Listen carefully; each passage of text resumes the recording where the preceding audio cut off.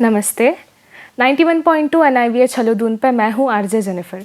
दोस्तों, हर साल 28 जुलाई को डॉक्टर बारूक ब्लम्बर के जन्मदिन पर हम मनाते हैं वर्ल्ड हेपेटाइटिस डे।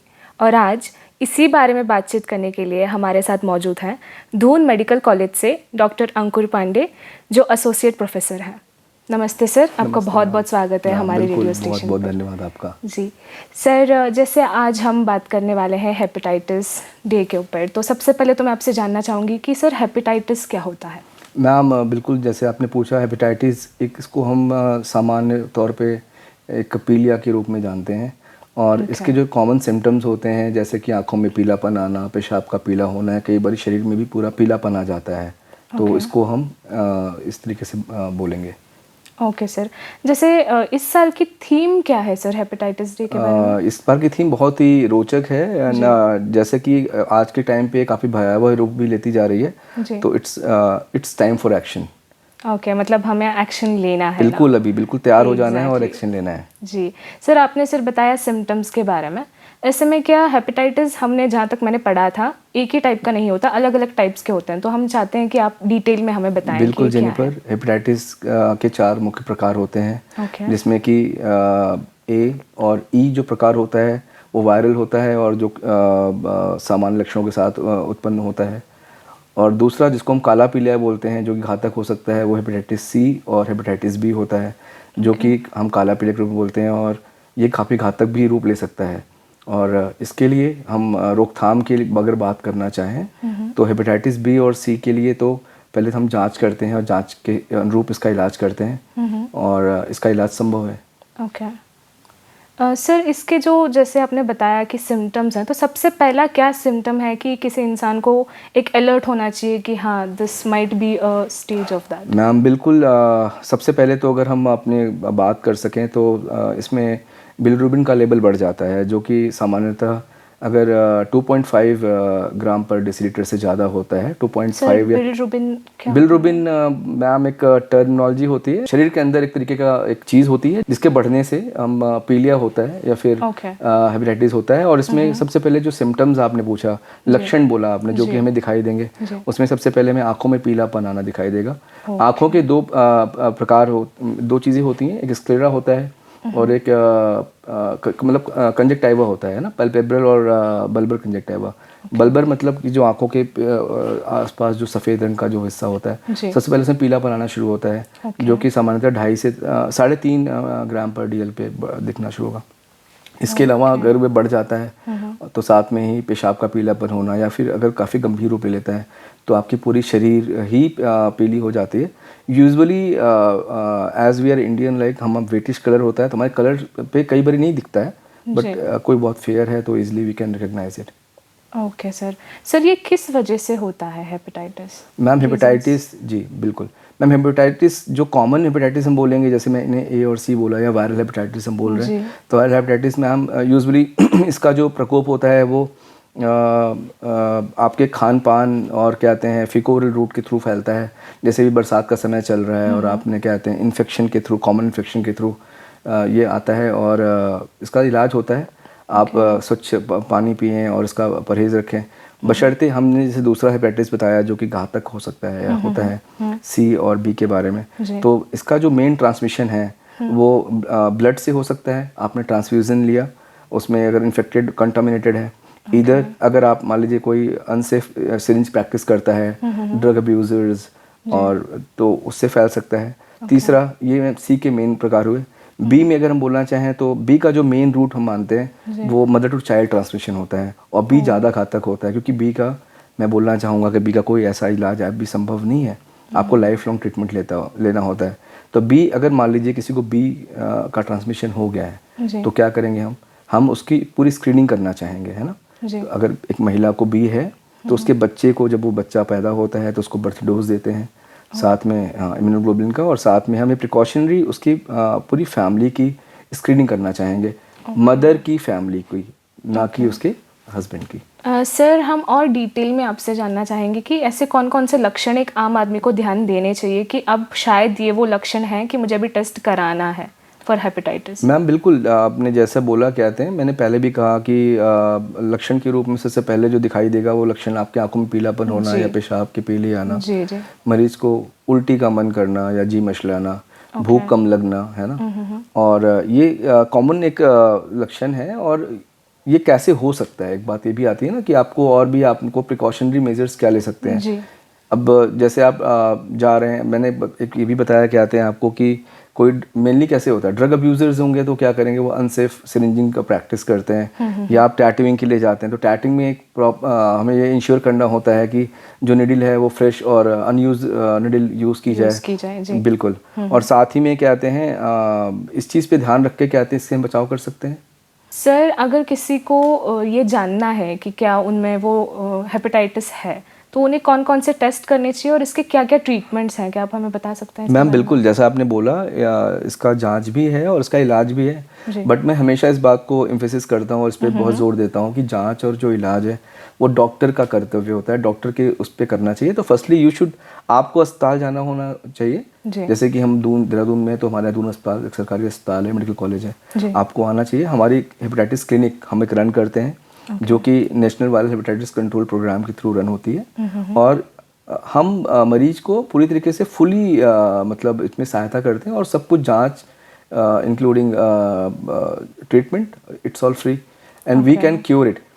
क्योर मैंने किसके लिए बोला, मैंने क्योर बोला आपको हेपेटाइटिस सी के लिए। तो हेपेटाइटिस सी है वो काफ़ी गंभीर बीमारी होती है, और अगर मरीज समय रहते सही समय पे आता है तो उसके लिए एक ट्रीटमेंट रिजीम होती है जो कि 3 मंथ्स का कोर्स होता है।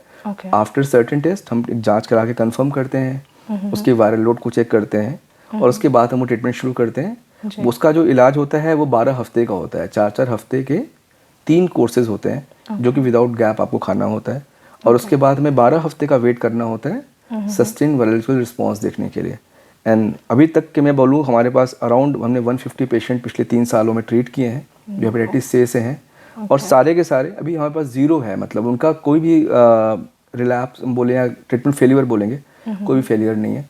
हमने एक जी बिल्कुल, और हमने एक पेशेंट रेफ़र किया था। अब हमने रेफ़र क्यों किया, तो हेपेटाइटिस में क्या होता है कि एक कंपनसेटेड लिवर डिजीज़ होती है, एक डीकम्पनसेटेड होती है।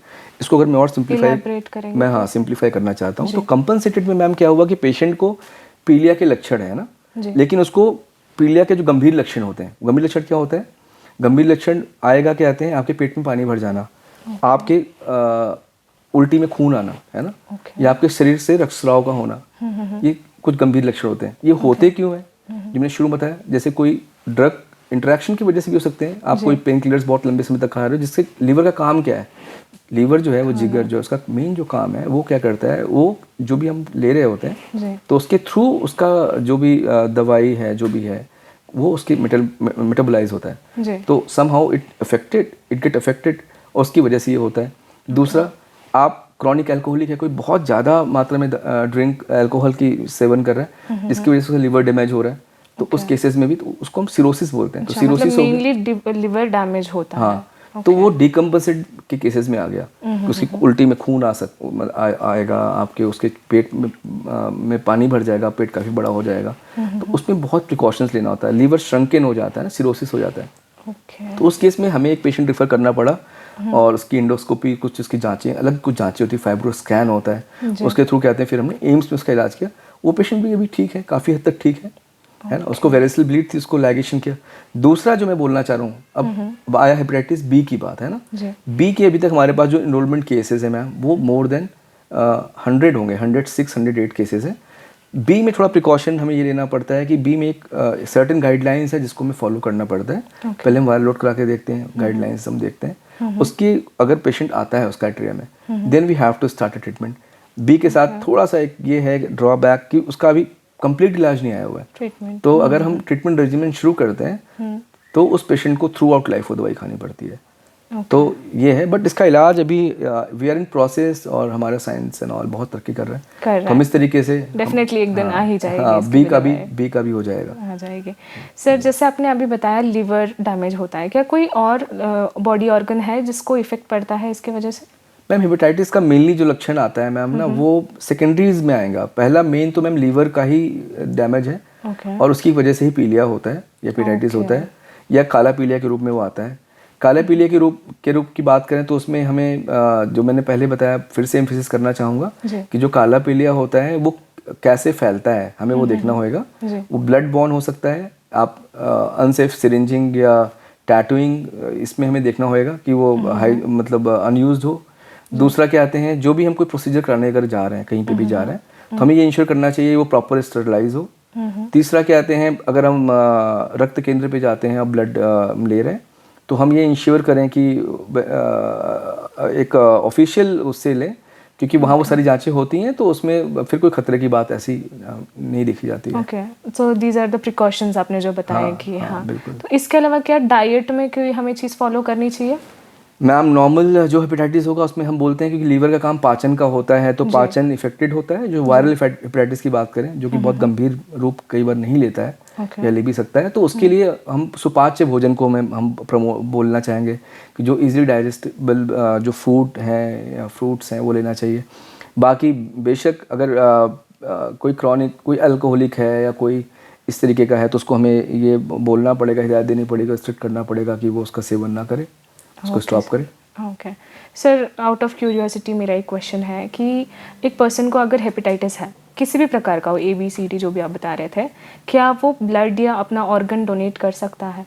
हेपेटाइटिस ए और ई जो मैं बताना चाह रहा हूँ, ये एक्यूट इलनेसेस होती हैं जो कि कई बार गंभीर रूप भी ले सकती हैं, लेकिन ए और ई अपने आप से रिजॉल्व होने वाली बीमारी होती है जो सही हो जाती है, तो उसमें तो आप डोनेट कर सकते हैं, बेशक कर सकते हैं। एक्यूट को आप थोड़े सिंपल शब्दों में अगर बोलना चाहें? एक्यूट मतलब कि मैम जो लंबे समय तक न रहने वाली बीमारी को, हाँ, टेम्परेरी भी एक अच्छा शब्द हो सकता है। एक्यूट मतलब, क्रॉनिक का मतलब ये हुआ कि जो लंबे समय तक चलने वाली है ना, जो बीमारी आपके साथ रहने वाली है। और ए और ई को हम बोलें या जो एक्यूट है वो कि समय के साथ वो चली जाती है, उसका इलाज है और वो चली जाती है। Okay sir. सर एक और सवाल था मेरा कि जैसे काफ़ी लोग जो नेचुरल उनके रेमेडीज़ होती हैं या आयुर्वेदा होता है, इन सब पे ज़्यादा बिलीव करते हैं कि शायद ये चीज़ उन्हें ठीक करेगी, तो ये आपको क्या लगता है? मैम देखिए, मैं इसमें एक और चीज़ जोड़ना चाहता हूँ कि हम एक प्रवृत्ति राज से आते हैं, शायद और जगह भी प्रैक्टिस होती है। लोग पीलिया झाड़ने का प्रचलन है ना, वो एक गले में माला डाल देते हैं और वो ऐसा बिलीव करते हैं कि इससे हमारा पीलिया सही हो जाएगा, तो ये तो मैं इस पर बिल्कुल नहीं करूँगा। मैं एलोपैथी प्रैक्टिस करता हूँ। देखिए, नेचुरल रेमेडीज़ में नेचुरल फूड्स की बात पे मैं नहीं करूँगा, लेकिन कुछ पर्टिकुलर दवाइयाँ ऐसी है आजकल मार्केट में अवेलेबल हैं जो ये क्लेम करते हैं कि इनको खाने से ही हो जाता है ना, और वो लोग ऐसे ही खाते रहते हैं। दिक्कत क्या है हमारे समाज में, क्या है, जैसे मैंने कहा मेन लीवर की बात क्या है, वो क्या करता है, पाचन का उसका काम है। आप पेन किलर्स खाते जा रहे हैं, है ना, कुछ भी कौन प्रैक्टिस है, आपने खाया, दर्द हो रहा है, खा लिया, सेम क्या है, कहते हैं आपको पीलिया के लक्षण है या नहीं है, भूख कम लग रही है जी, भूख कम लग रही है तो लीवर का टॉनिक खाते हैं। कई नाम से आते हैं आयुर्वेदिक, बहुत चलते हैं और बहुत अभी इस पर भी एक्शन हुआ है, कुछ 2-3 आयुर्वेदिक फर्म्स पे एक्शन हुआ है और बहुत एक हाई उनको माफ़ी मांगनी पड़ी है, वो क्वालिटी के अनुरूप नहीं है। तो दवाइयों को ऐसे ना खाएं, आप डॉक्टर से, ये हमेशा मैं बोलता हूँ, चिकित्सीय परामर्श हमेशा ज़रूरी होगा और आपको डॉक्टर से मिलना चाहिए, डॉक्टर से मिलकर उसका इलाज करना चाहिए। इसका इलाज संभव है, इसमें कोई पैनिक नहीं क्रिएट करना है, डरना नहीं है, समाज को अवेयर करना है। अब आप क्या करना है, आपको खाना को उबाल के खाना है। भाई बारिश हो रहा है तो बारिश में क्या होगा, सीवेज एंड ऑल का इशू होता है, पानी कंटेमिनेट हो सकता है। आप पानी को उबाल लें, उबालने से उसके 99% बैक्टीरियाज मर जाएंगे। तो आपको नॉर्मली ऐसा नहीं होगा। आप बाहर, अब क्या है, हम क्या करते हैं, हमें चाउमीन खाना है, मोमो खाना है, पानी पूरी खाना है, अब बारिश में ही खाना है ना, तो ये चीज़ें, अब ये चीज़ तो हम बचाव कर सकते हैं, है ना। बाकी रही बात बी और सी की, तो उसका मैंने बता ही दिया कि वो होता कैसे है, और उसको भी अगर हम देख सकें, अगर हो गया है, क्योंकि देखिए हो सकता है ना, you can be assure like कि नहीं होगा जी, तो हो गया है तो हमें इसके लिए सावधानी के साथ साथ चिकित्सीय परामर्श लें। हमारे दोनों अस्पताल में आइए, हम हफ्ते के 7 दिन खुले होते हैं, उसके लिए हम देखते हैं। हेपेटाइटिस क्लिनिक की बात करें तो बुधवार शनिवार हमारी हेपेटाइटिस क्लिनिक रन होती है। आप आएंगे, हम आपकी जांचें करेंगे जो कि फ्री ऑफ कॉस्ट होगी, और आपको हम दवाइयाँ मुहैया कराएंगे जो कि फ्री ऑफ कॉस्ट हैं। आप इसका इलाज लीजिए और अपना समाज में अवेयर भी कीजिए, अपने आप को स्वस्थ जीवन का लाभ उठाइए। यही मेरा आपको एक संदेश होगा। सर मैं एक और चीज़ जानना चाहूँगी, जैसे काफ़ी चीज़ों के ऊपर लोगों के मिथ्स होते हैं खुद के बनाए हुए, तो ऐसे क्या हेपेटाइटिस के रिगार्डिंग भी कोई मिथ्स हैं कि इस वजह से होता है बट वो झूठ हो? जो आप क्लिनिकली आप मेडिकल से हो बिल्कुल, तो अभी मैंने वही तो बताया आपको। मिथ क्या है उनको लगता है कि पी लिया है अब देवता का है, अच्छा। या कोई एविल पावर है, या फिर वो झाड़ना मतलब क्या, झाड़ फूक, मतलब बहुत चीज़ें हैं। तो मिथ्स तो बहुत सारी जुड़ी हुई हैं और ये हमें इसी को तो तोड़ना है। जी सर। इस प्रोग्राम का जो आयोजन है, जो आप कराना चाह रहे हैं, आपने स्पेशली हमें बुलाया हुआ है, क्यों बुलाया हुआ है? सर। ये मेन आपको जन जागरूक करना है कि इससे बचें, और होना तो अलग बात है। पहले तो ना हो, आप बचाव करें, सावधानी बचाव होती है। दूसरा, अगर हो गया तो उसका इलाज है। हम अभी बहुत we are in 21st century is like ना, वी शुडंट बिलीव। हम इस पे बहुत ज़्यादा नहीं जाना चाहिए कि ऐसा है, और हमें प्रमोट भी नहीं करना चाहिए। ठीक है, आपकी कुछ रिचुअल्स हैं, आप फॉलो करें, हम इसको मना नहीं करेंगे। बट हाँ, डॉक्टर के पास जाएं, और एज ए एलोपैथी प्रैक्टिशनर तो मैं एलोपैथी जानता हूँ, इसलिए बोलूँगा कि आप एलोपैथी डॉक्टर के पास आएँ और अपना इलाज करें। Thank you so much sir, आपने हमारे ऑलमोस्ट सारे डाउट्स क्लियर कर दिए, जो भी क्वेश्चन है हमारे उसको आपने आंसर किया। Thank you so much for your बहुत इंपॉर्टेंट टाइम दिया आपने हमारे लिए, so thank you so much for thank you Jennifer. मैं तो हमेशा, मेरे लिए आना एक वो था मेरा कि मैं आऊँ यहाँ पे। और दूसरा मैं ये बोलना चाहता हूँ, आखिरी में 2 शब्द बोलना चाहूँगा कि इस पूरे प्रोग्राम का जो मुझे लगता है, जो हमारा एक पर्पस था हम सबका, वो यही था कि लोग जागरूक हो जाएं, और अगर उनको कुछ भी कोई सिम्टम्स आता है तो खुद से अपनी कोई जांच, और खुद से अपनी किसी कोई दवाई के चक्कर में ना पड़े। आप हमारे दून अस्पताल, सरकारी अस्पताल है, आप आइए, वहाँ हम फ्री का इलाज और फ्री की जांचें करते हैं काले पीले संबंधित। आप प्लीज़ चिकित्सीय परामर्श के अनुरूप इसका इलाज लें अब, और अपने एक स्वस्थ जीवन के रूप में आगे बढ़ें। Thank you so much sir, thank you so much. Thank you Jennifer, आपने अपना कीमती समय हमें दिया है, so thank you so much. Thank you. And in the end मैं हमारे लिसनर्स को यही कहना चाहूँगी कि जैसे डॉक्टर ने कहा, जो भी प्रिकॉशंस हैं उन्हें लें, जो भी ट्रीटमेंट्स हैं उन्हें लें, और डरने से अच्छा हम हिम्मत से काम लें। एंड ऐसे ही इंटरेस्टिंग एंड इन्फॉर्मेटिव प्रोग्राम्स को जानने के लिए सुनते रहिए 91.2 NIVH hello Doon. Thank you. Thank you.